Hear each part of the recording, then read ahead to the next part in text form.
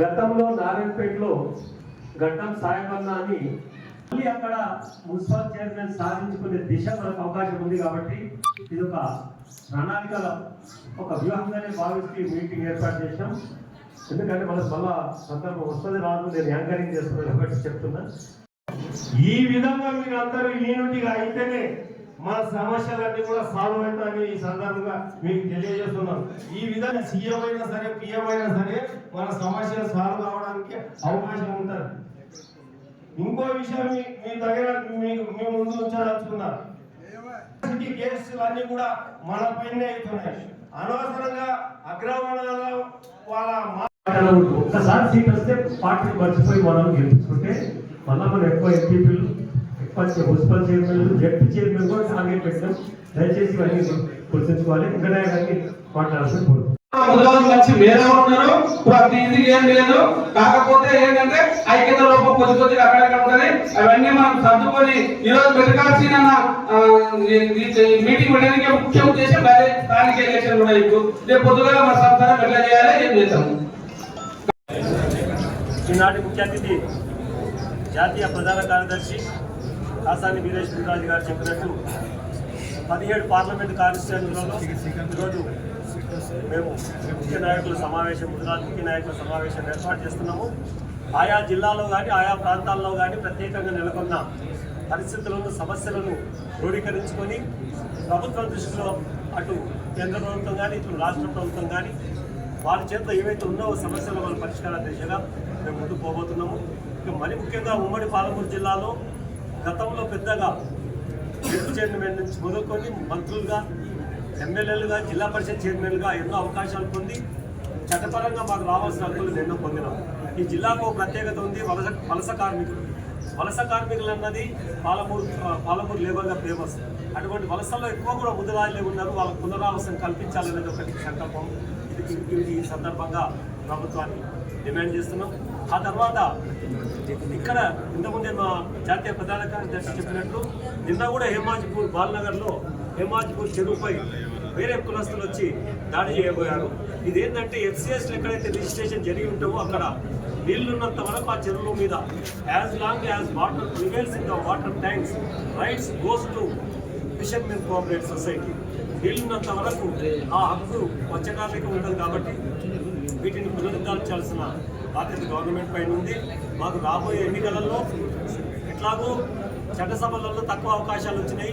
ఇచ్చిన చోట కొంత అవగాహన లోపం వల్ల రాజకీయ కుట్రల వల్ల ముఖ్యంగా సాధించుకోలేకపోయినారు. స్థానిక సంస్థల ఎలక్షన్లో ఎక్కువ చోట్లలో మేము ఇంతవరకే మా జాతీయ ప్రధాన కార్యదర్శి గారి దృష్టి తీసుకొచ్చినాం. మౌనాల్లో ఎక్కువ సీట్లు గెలిచే అవకాశాలు ఉన్నాయి. స్వతంత్రంగా వ్యక్తిగతంగా ముద్రాలు నాయకులు స్వచ్ఛందంగా సేవ చేస్తూ ముందుకు వచ్చి సొంత ఇమేజ్ కలిగిన నాయకులు ఉన్నారు.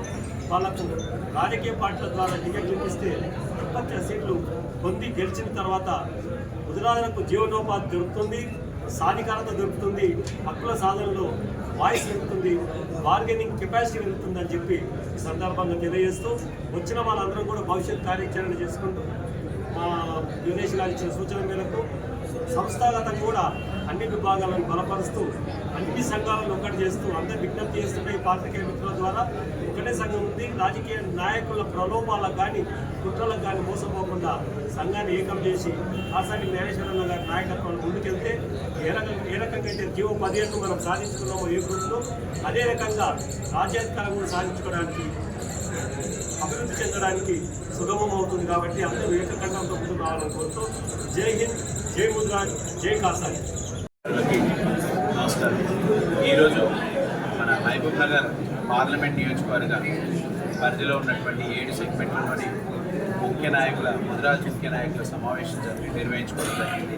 ఇందులో భాగంగా ఏంటంటే ప్రతి నియోజకవర్గంలో ఉన్నటువంటి మండల మరియు గ్రామ స్థాయి నుంచి కమిటీలన్నింటినీ కూడా మళ్ళీ రీవ్యాంప్ చేసుకుంటూ యాక్టివ్గా ఉన్న వాళ్ళని యాక్టివ్ పార్టిసిపేషన్ ఇస్తూ ఇప్పటివరకు సర్వీస్ చేసిన వాళ్ళకి ప్రమోషన్ ఇస్తూ వాళ్ళకి గ్రామంలో ఉన్న వాళ్ళని మండల్లో ఉన్న వాళ్ళని జిల్లాలో ఉన్న వాళ్ళని రాష్ట్ర కార్యాలయానికి అలా యొక్క మొత్తం మా కమిటీలన్నింటినీ కూడా రీవ్యాంప్ చేసుకుంటూ యాక్టివ్గా ఉన్నటువంటి ప్రతి గ్రామంలో యాక్టివ్గా ఉన్నటువంటి ప్రతి 10 మంది ముదిరాజ్ యువకులను మరియు యువతులను అలాగే ఇంటలెక్చువల్స్ అక్కడ గ్రామంలో ఉన్నటువంటి వాళ్ళని అందరినీ కూడా ఐడెంటిఫై చేసి స్టేట్ కమిటీకి వాళ్ళ యొక్క డేటాని ఇస్తే మనం ఇప్పుడు రాబోయే రోజుల్లో ఏదైతే బీసీ కులగణన ఏదైతే జరుగుతుందో మన బీసీ సెన్సెస్ ఏవైతే చేద్దామని రాష్ట్ర ప్రభుత్వం ప్లాన్ చేస్తుందో ప్లాన్కి అనుగుణంగా మనకు ఉన్నటువంటి కరెక్ట్గా నిర్దిష్టంగా ఉన్నటువంటి ఆ యొక్క సంఖ్య వచ్చే విధంగా మనం ప్రయత్నం చేయడానికి ఈ యొక్క కార్యాచరణ తీసుకోవడం, అలాగే మళ్ళీ మన ముద్రాజ్ సంఘాన్ని పూర్తి స్థాయిలో అన్ని గ్రామాల్లో అన్ని వివిధ విభాగాలలో అన్ని డిపార్ట్మెంట్స్ని కూడా కంప్లీట్ చేసి ఒక జిల్లా వారీగా ఒక బహిరంగ సభ పెట్టుకొని మళ్ళీ రాష్ట్ర వ్యాప్తంగా ఒక పెద్ద బహిరంగ సభ పెట్టుకోవడం జరుగుతుంది. ఆ యొక్క కార్యాచరణలో భాగంగా ముఖ్య నాయకులతోటి ఈ యొక్క సమావేశం నిర్వహించడం జరిగింది.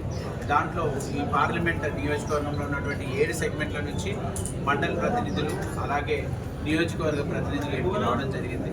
దీంట్లో ఏంటంటే మనకి యూనిటీ కోసం ఒక కులం యొక్క మన ముద్రాజ్ సంఘానికి జరుగుతున్నటువంటి అన్యాయం గురించి, అలాగే మన రాష్ట్ర ప్రభుత్వం ఇంతకుముందు మన కాంగ్రెస్ పార్టీ వాళ్ళ యొక్క మేనిఫెస్టోలో పెట్టినటువంటి జీఓఎంఎస్ నెంబర్ 15ని యథావిధిగా మేము వచ్చిన 100 రోజుల్లోనే దాన్ని అమలుపరిచి తీరుతామన్నారు. కాంగ్రెస్ పార్టీ ఇచ్చినటువంటి ఆ యొక్క జీవోని ఇమీడియట్గా వాళ్ళు అమలుపరిచి మనకు ముదిరాజ సోదరులకు సోదరిమణులకు అలాగే విద్యార్థులకు జరుగుతున్నటువంటి తీవ్ర అన్యాయాన్ని వాళ్ళు రాటిఫికేషన్ చేసే విధంగా ఈ యొక్క జీవోని బీసీడీ నుంచి ఏలోకి వచ్చిన మార్పు చేసినటువంటి ఆ యొక్క జీఓఎంఎస్ నెంబర్ 15ని ఇమీడియట్గా దాన్ని ఇంప్లిమెంట్ చేయాల్సిందిగా రాష్ట్ర ప్రభుత్వాన్ని ఇక్కడ ఉన్నటువంటి ప్రజాప్రతినిధుల ద్వారా ఒత్తిడి తీసుకొచ్చి ఆ యొక్క జీవోని ఇంప్లిమెంట్ చేసే విధంగా ఈ యొక్క కార్యాచరణ ఉండే విధంగా మనం ఈ ప్లాన్ చేసుకోవడం జరుగుతుంది. రాబోయే రోజుల్లో బీసీలకు ఏదైతే 42% రిజర్వేషన్ స్థానిక సంస్థల్లో కేటాయిస్తామని చెప్పినటువంటి ఈ రాష్ట్ర ప్రభుత్వాన్ని అదేవిధంగా ఆ బీసీల రిజర్వేషన్ పెంచి ఎలక్షన్స్కి వచ్చే విధంగా వాళ్ళు అన్ని కార్యక్రమాలు ఏదైతే సెన్సస్ చేస్తామంటున్నారో ఆ సెన్సస్ నిర్వహించి బీసీల యొక్క ప్రతి కులంలో ఏవైతే కులగణన చేద్దామని ఏదైతే వాళ్ళ యొక్క ఏఐసిసి తీసుకున్నటువంటి నిర్ణయాన్ని కూడా వాళ్ళు మేనిఫెస్టోలో పెట్టడం ఏదైతే చేసిందో అవన్నీ కూడా ఆచరణలో వచ్చే విధంగా ముదిరాజ్ మహాసభ మా యొక్క కార్యక్రమాల ద్వారా వాళ్ళని ఈ యొక్క ప్రక్రియను మొదలుపెట్టే విధంగా చూడాలని, ఈ అన్నిటికీ ఒక యాక్షన్ కమిటీలను గ్రామ స్థాయి నుంచి నిర్మించుకునే విధంగా ఈ యొక్క కార్యక్రమాలను నిర్వహించే విధంగా ఈ యొక్క సమావేశాలను ప్రతి డిస్ట్రిక్ట్ మరియు పార్లమెంట్ పరిధిలో మనం ఈ యొక్క కార్యక్రమాలు నిర్వహిస్తున్నాం. దీంట్లో భాగంగానే ఎక్కడైతే ఏదైతే లూప్ హోల్స్ ఉండేనో, మనకి ఎక్కడైతే డివిజన్స్ జరిగినాయో, మన సంఘంలో తెలంగాణ రాష్ట్రం ఏర్పడిన తర్వాత కొన్ని సంఘాలు ఏవైతే పుట్టుకొచ్చినాయో అవన్నింటినీ కూడా మనం ఏమడుగుతున్నామంటే మనం అందరం ఏకతాటిపైన ఉంటేనే ఇవన్నీ సాధ్యమవుతాయి. కాబట్టి అందరినీ ఒకే వేదికపైకి రావాలని మనం అందరం కూడా వాళ్ళందరినీ సంప్రదించడం జరుగుతుంది. వాళ్ళందరినీ కూడా ఆహ్వానిస్తున్నాం. ఎందుకంటే మనం ఒకటిగా ఉన్నప్పుడే మన యొక్క డిమాండ్స్ కానివ్వండి, మన సంఘానికి మన కులానికి రావాల్సినటువంటి న్యాయమైనటువంటి హక్కులు మనం ఏదైతే ఈ జీవోలు కానివ్వండి, జీవో నెంబర్ 15ని కానీ 6 కానివ్వండి, మనకి ఫిషర్మెన్ రైట్స్ విషయంలో కానివ్వండి, ఇక్కడ మరీ పర్టికులర్గా మహబూబ్ నగర్లో ఆ చెరువుల దగ్గర జరుగుతున్నటువంటి దాడులపైన అన్యాయంగా ఎస్సీ ఎస్టీ అట్రాసిటీ కేసులు ఎక్కువగా నమోదవుతున్న ఈ యొక్క క్రమంలో ఇవన్నిటికీ మనము పరిష్కారం చూపెట్టాలని ఈ యొక్క సంఘాలను, ఈ యొక్క ఫిషర్మెన్ సొసైటీస్ని కూడా స్ట్రెంథన్ చేసే విధంగా ఈ యొక్క కమిటీ, ఈ యొక్క కార్యాచరణ ఉండబోతుందని తెలియజేస్తుంది.